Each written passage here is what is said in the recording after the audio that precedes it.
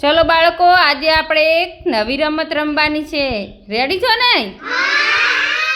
હું જે કલર કહું એ કલરમાં કૂદીને જવાનું. રેડી? લાલ, પીળો. પીળો કલર ક્યાં છે?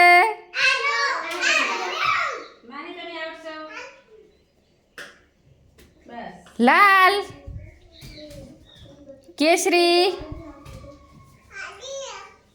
લાલ, પીળો,